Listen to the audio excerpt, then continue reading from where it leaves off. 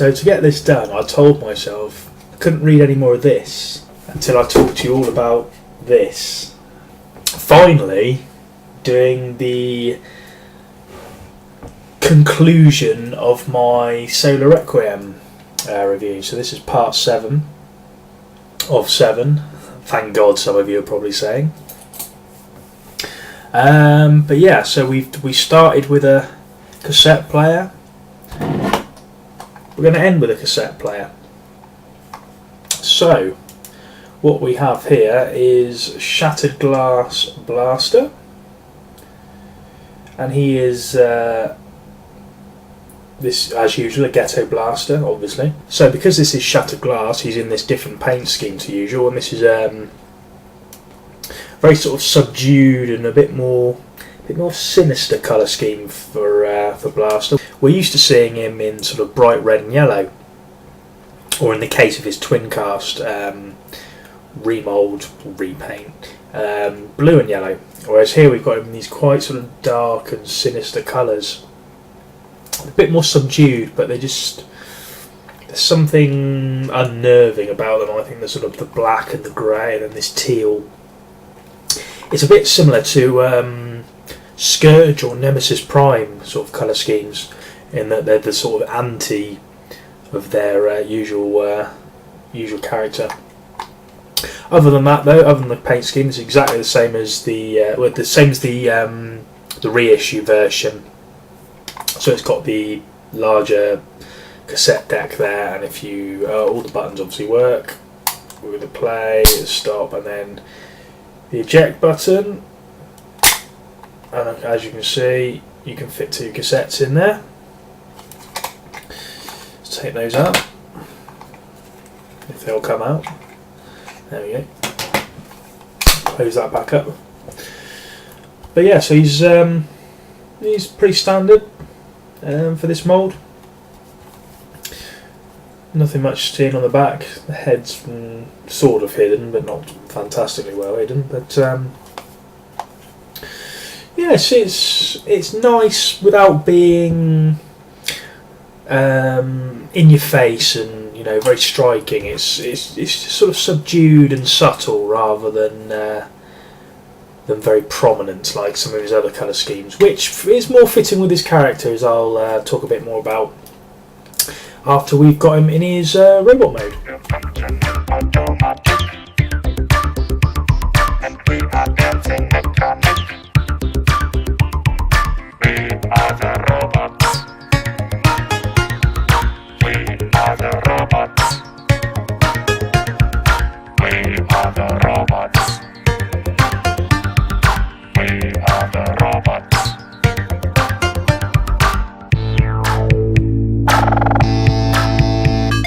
Я твой слуга, я твой работник. Я твой слуга, я твой работник. So here we have him in his robot mode.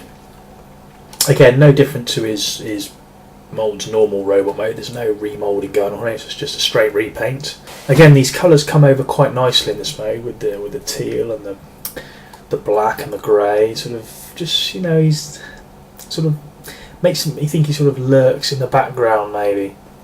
So it's the same head sculpt as normal. The red eyes sort of make him a little bit sinister, which is pretty cool. I like that.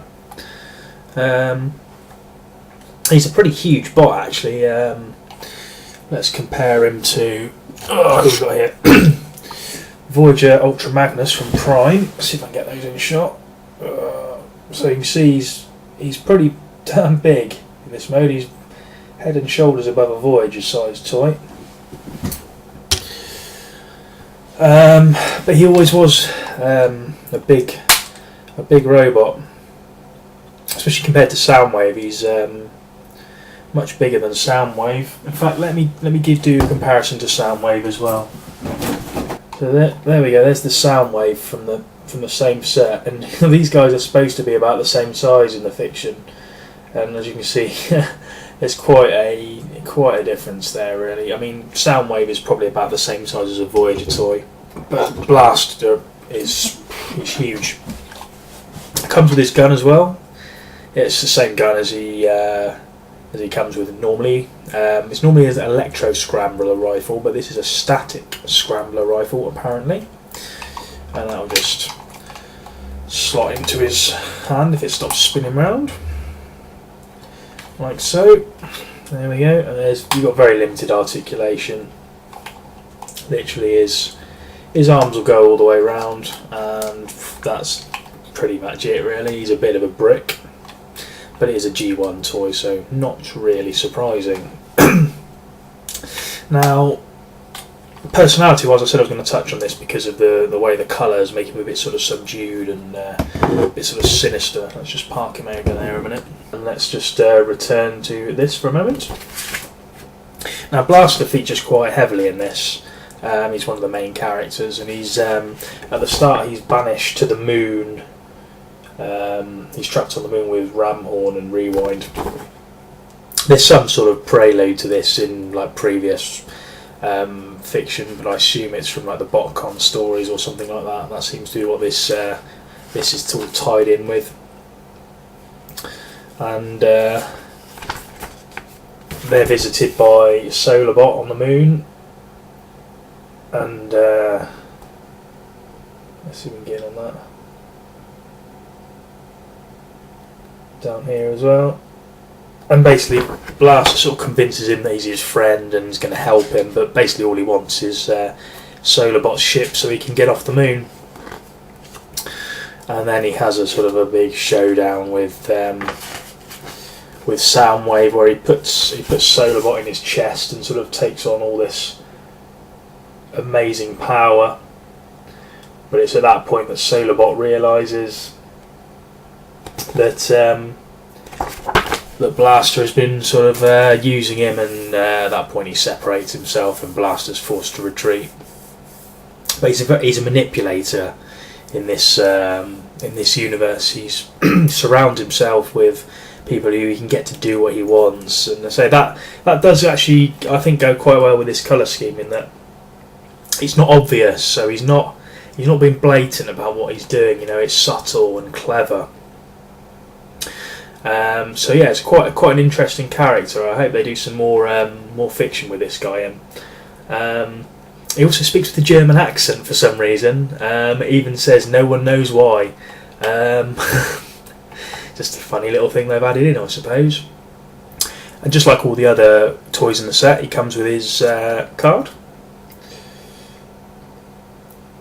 These are pretty cool, these cards. I do like these art cards. And then his tech specs on the back. Pretty decent stats. I don't know what all the rest of it says. I assume it's some sort of bio and motto and all that kind of stuff. But there we go. Pretty cool.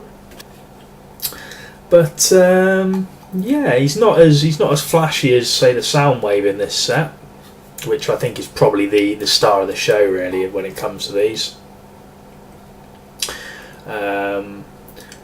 But along with Rat-Bat, of course, because in terms of the cassettes. But you know, he's a solid figure. It's a nice thing to have. I mean, I do own the mould. I've got a twin cast. I don't have the original Blaster, but it's a solid mould, and I think it looks good in both modes, even if it is, something of a brick. But it's very much of its time. So yeah, that's about all there is to say. So that pretty much concludes my long-winded and very drawn-out tour through the Solar Requiem set from eHobby. You can still get it via a couple of online retailers and probably on eBay. You can probably find it, but it was expensive when they first brought it out, and now the sort of resale value on the secondary market, it's just I wouldn't pay what it's going for now. So I'm glad I got in at the start. But yeah, if you can find it cheap, you're not going to find it cheap, but if you can find it at not too horrendous a price and you like your cassette, this is definitely a set I would recommend, because you've got a wide selection of moulds, you've got both cassette players and some very nice sort of chromed accessories and alternative paint schemes, and it's a really nice set. The box is nice as well, lots of nice presentation on that, and you get the little comic. So yeah, it'd be interesting to see if eHobby can top that this year with they did the Magnificus earlier in the year. They took pre-orders for that, and I should be getting that for Christmas basically as a present, and that's going to come with a comic as well. So it'd be interesting to see how that compares quality wise, and sort of will they put the same level into it, or are they possibly doing another exclusive release? I don't know. I've not heard anything, but be interesting to see anyway. Obviously, I'll do some sort of review on that when I get it nearer the Christmas. Well, it will be at Christmas when I just said I'm getting it for Christmas, so it'll be towards the end of the year basically, or early next year, which is worryingly not that far away. So yeah, I'll keep fiddling with his arms for some reason. So yeah, that's basically it. I can finally move on to some other reviews. It's been a while, but yeah, I've really wanted to get this done, and it's been fun going through the whole set. I hope you've enjoyed it if you've watched them all. I know it's been a lot of videos to watch, and some of them have been fairly brief, but it's hard to do in-depth reviews on some of the cassettes. But I hope you've enjoyed it, and I'll be back soon with another video, I suppose. Might be a review, might be something else, I don't know yet. See what happens. Anyway, thanks for watching, and I'll catch you later.